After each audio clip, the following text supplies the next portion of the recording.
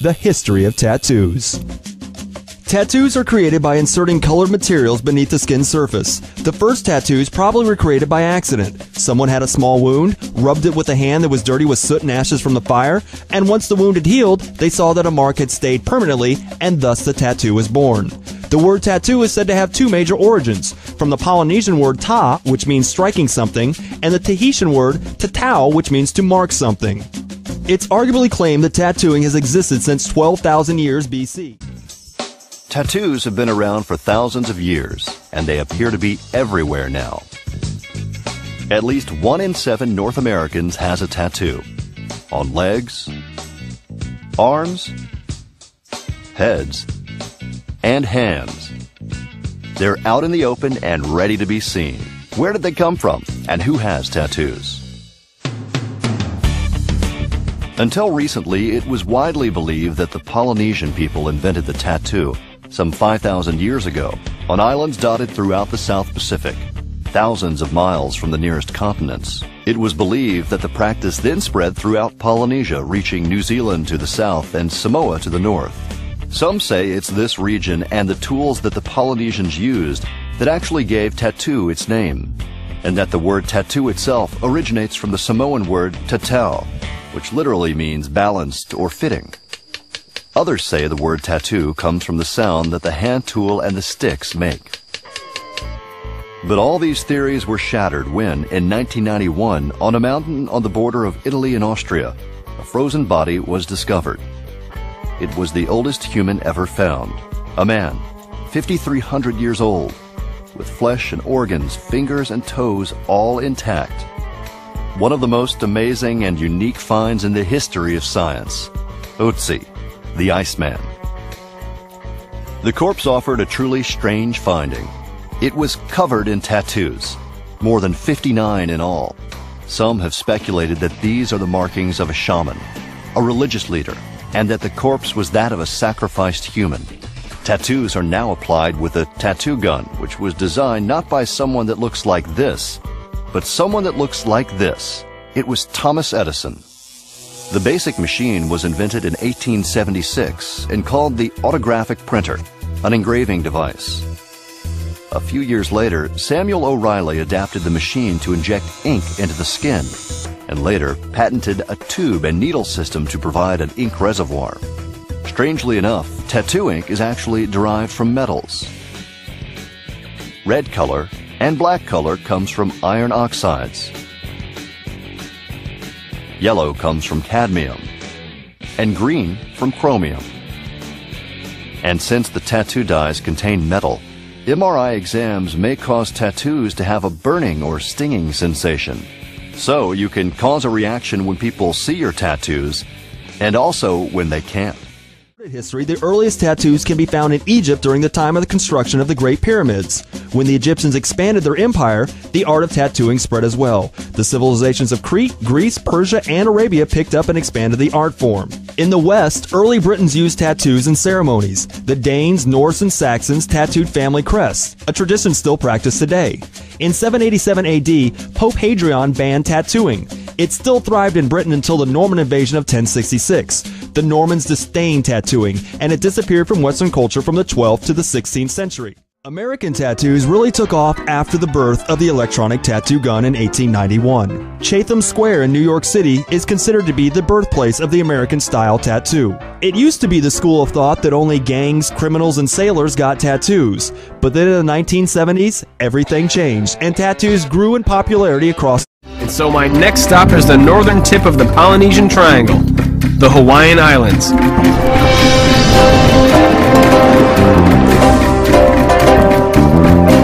Hawaiian tribal tattoos share a kinship with the Moko of New Zealand. They are both part of the Polynesian culture that discovered these islands. It's an ancient art, and it's thriving today among tattoo artists dedicated to bringing back the old traditions. Traditional Polynesian tattoos are tapped in by hand with tools that are carved out of animal bone. Let me tell you, this sounds like it's gonna hurt. I've come to meet local tattoo artist Isaiah Sulawape Tuatu'u, who tells me about the style of his own tattoos. The tattoos on my body is called contemporary. We call it new tribal. It's still the same meaning back in Polynesia, signs of protection. That's just in the modern day. For Polynesians, getting inked has never been just for show. Tattoos define your role in society. They tell who you are, what you do, battles you've won, men you've killed.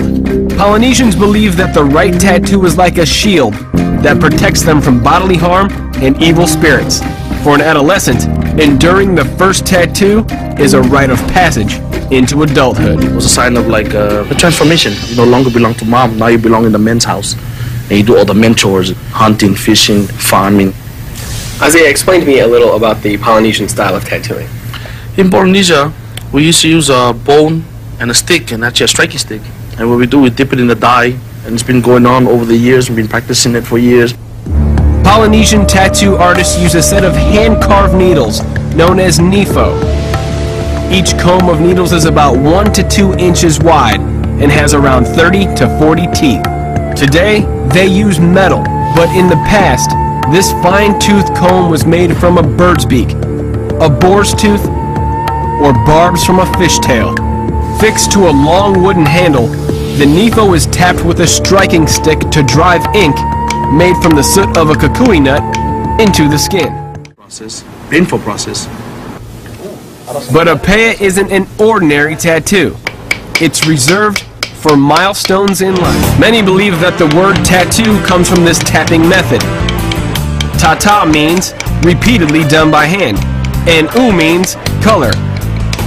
So for English sailors traveling through Polynesia in the 18th century, tatau became the word tattoo.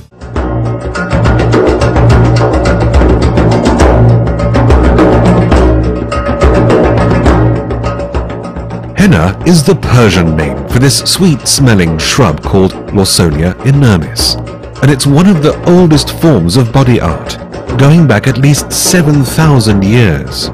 Nindi is the Hindi name used to describe henna art. Henna is usually associated with religious ceremonies, but it transcends all religion, belonging to none exclusively, and used by Muslims, Hindus, Jews, Sikhs, and Christians alike. The henna plant contains one of the strongest known dyes to man, which can be used to stain skin, hair, fingernails, leather, silk, and wool. The leaves are dried and then finely milled into a powder, which is then mixed into a paste. The rest of the shrub is shredded and used for hair dyes, shampoo, and conditioner. Muslim women will often dye their nails with henna, as nail polish is not permitted whilst praying. Plus, the added benefit is that henna will actually condition the nails and also protect from fungal infections. It can help lower the body's temperature, soothing headaches and fevers. And because of its antifungal properties, it can be used to combat athlete's foot. It also has antibacterial properties.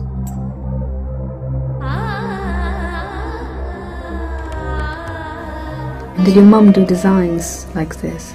No, in those days we didn't have cones, unfortunately, so it was just with cocktail sticks or matchsticks, and it literally would take all day. I remember we'd just sit there putting little dots and dashes on our hands, but you know, we loved it. It didn't matter that they weren't intricate designs like we have today. For us it was just, you know, sitting with our mother, with my sisters.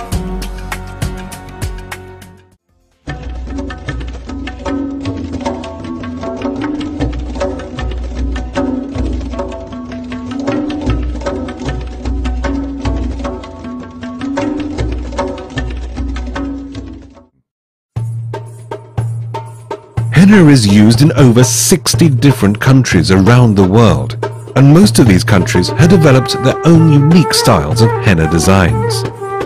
Indian designs can be very intricate, filling the whole hand like a lace glove. Peacocks, bride and groom, and religious symbols such as Ganesh are often incorporated into the design.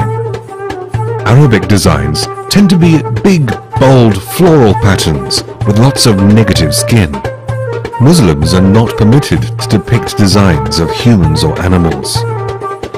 North African henna designs, as seen in Morocco and Algeria, can be either bold and floral or geometric with lots of straight lines and hidden symbols to ward off the evil eye. Somalian designs contain flowers, dots and lines to decorate the hands, arms and feet. Over the last few years, henna in the UK has progressively developed as an art form, allowing for an expression of individuality. It's now seen on men as well as women.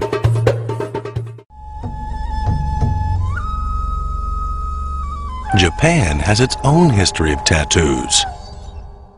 Tattoos taken to elaborate extremes.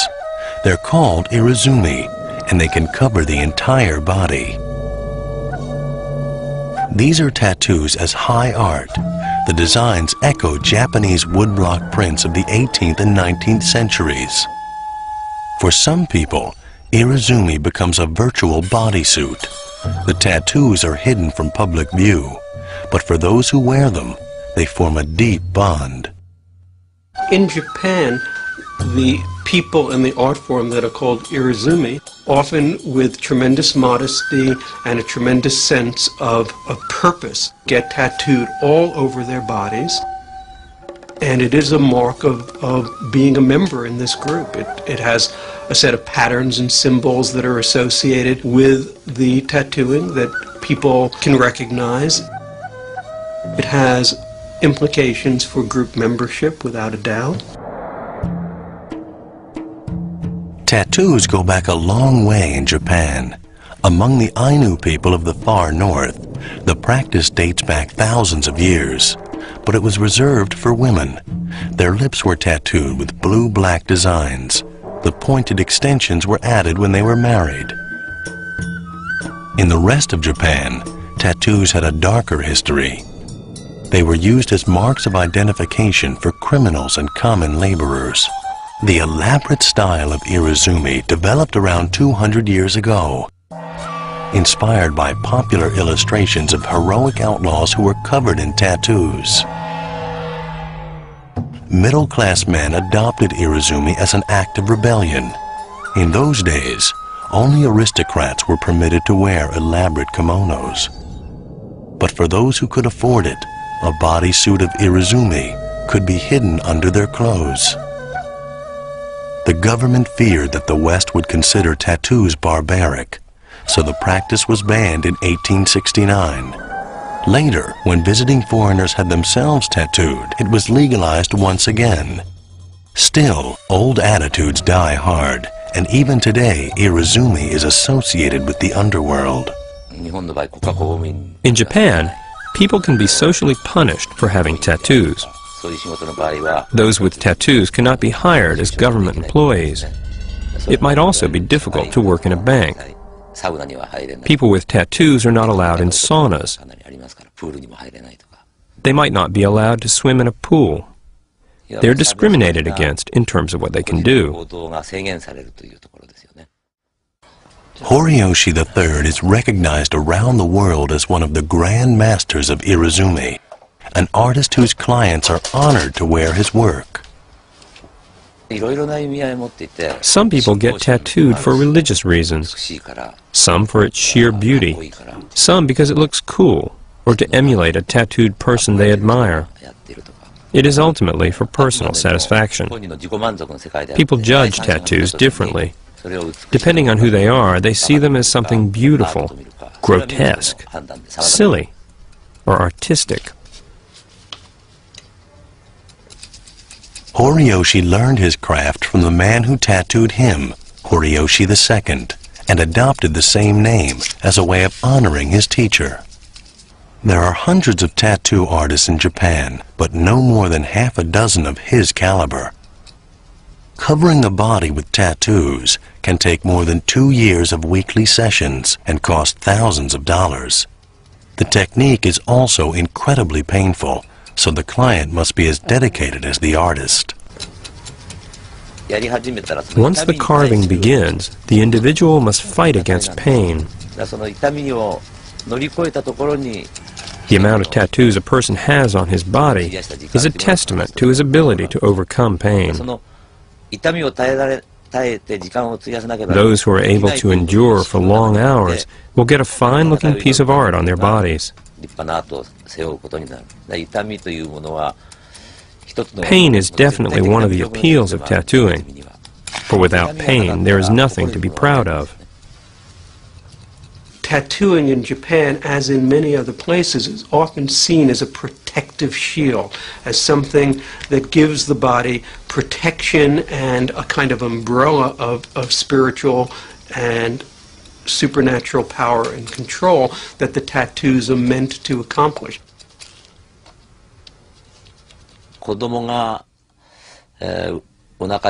When my wife became pregnant, she thought she would like to get tattooed when the baby was born. She felt the tattoo would symbolically protect the baby. When I first got a tattoo on my back, it was to protect my child so he would grow up healthy. I didn't want to just imitate a man's design, because I thought that would be awkward. I wanted something feminine and beautiful. I also wanted something other people didn't have.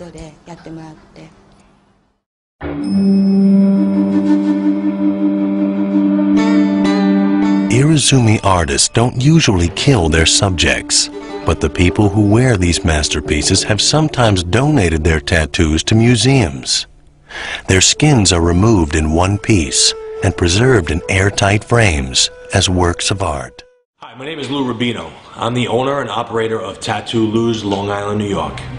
Today I'd like to talk a little bit about tattoo safety. At Tattoo Lou's, we use the highest level of safety for tattooing. The Board of Health regulates tattooing here in Suffolk County, New York. Each artist must be licensed and each studio is licensed by the Department of Health. Today we are going to talk about tattoo safety and what you as a customer should be looking out for when you walk into a tattoo parlor. As the artist starts to prep their station, the first thing they're going to do is take off any body jewelry that they're wearing. Then we take a surface disinfectant and we clean the station that we work in. And all around the sink area.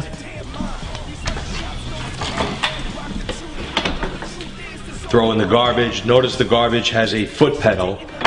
Opens and closes by a foot pedal so that you're not touching the garbage anytime while tattooing. Next thing you want to do is thoroughly wash your hands using an antibacterial soap. Okay, now we're going to apply our gloves in order to set up our tattoo station. Then I take a dental bib and I apply that to the station so that I can put my inks, my needles, and everything on a safe environment.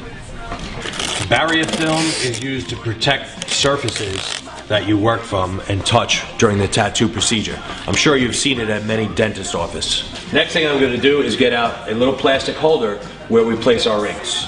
Our inks are poured into the plastic holder and disposed of afterwards. Next step would be to figure out exactly what colors I would need to get my tattoo started. Next, I would take an ink that I'm going to use on my tattoo and pour it into the ink cap. All the needles we use in tattooing today are all disposable, single-service needles, pre-sterilized. They come in these sterile blister packages, kind of like hypodermic needles or other needles that doctors use today. These tubes are disposable tubes. It is okay to use stainless steel tubes or completely disposable tubes. The stainless steel ones get cleaned in the ultrasonic cleaner and then sterilized in an autoclave, just like a doctor's tools would. The disposable ones are just single service.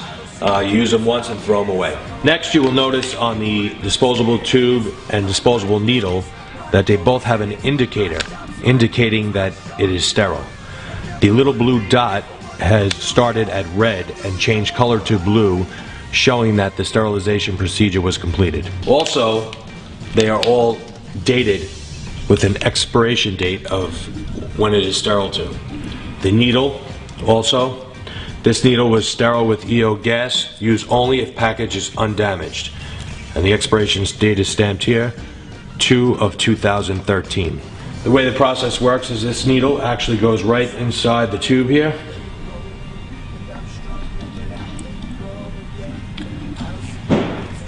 And then is attached to the tattoo machine. Always make sure when you're getting a tattoo that your artist opens a fresh, brand new needle right in front of you. This here is called an eye loop. Every tattoo artist should be checking his needles to make sure that the needles are perfect and there's no dings or dents in any of the needles. We should now cover the portion of the chair at least that we are doing the tattoo on. So if we're just doing an arm tattoo, a lot of artists may just cover the arm of the chair. Or we have covers that actually cover the entire chair.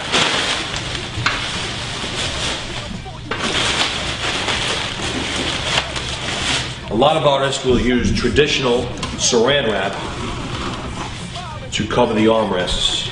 At this point, we would set up our tattoo machines and have them ready to go, and then we would start getting prepared to get ready to actually do the tattoo. Before doing the tattoo, we're going to remove these gloves and put on a fresh pair of gloves. After putting on a fresh pair of gloves, we will also be putting on a pair of sleeves. What the sleeves will do is protect the customer and the artist from the rest of the arm area here. The artist shouldn't be touching anything unless it has a barrier film on it that they're going to remove after the tattoo. If they do touch anything, like get a phone call, pick up a phone, they should remove their gloves first and then reapply a new set of gloves at all times. After the tattoo is done, we're going to remove the tattoo needles from the tubes. Now these are contaminated tattoo needles, so we're going to put them in our sharps container.